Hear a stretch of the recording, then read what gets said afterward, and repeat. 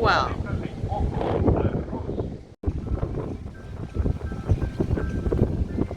It's not a very dynamic lighthouse, but I guess it serves a purpose.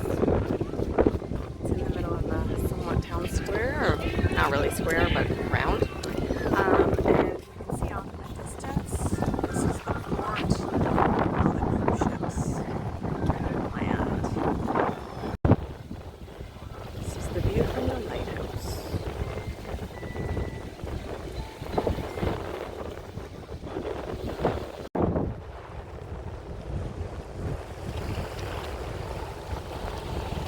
This is the beach in Mahahual.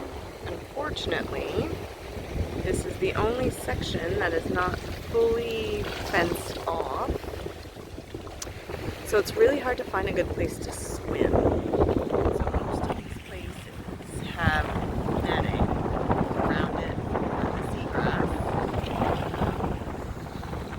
Still doesn't prevent the seagrass from getting in.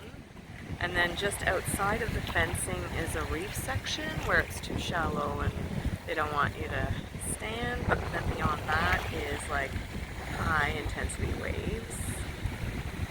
It's unfortunate because there's not great swimming here and it's super shallow here.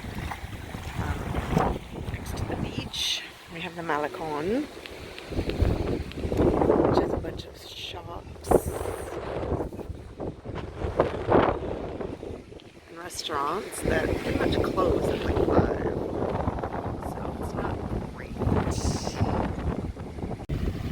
So the fencing does end right before the port.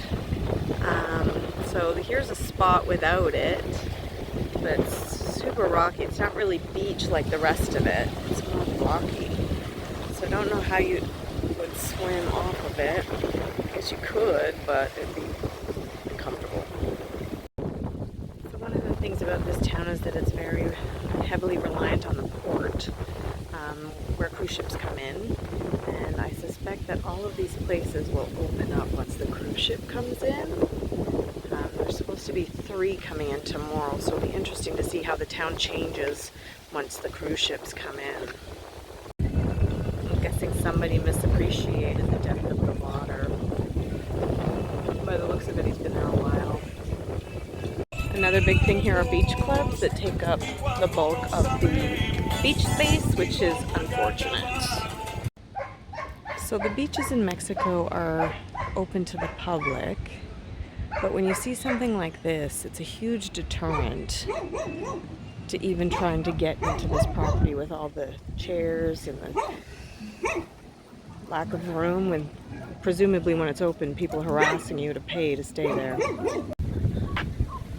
It also has a lovely lighthouse that we're going to take a closer look at.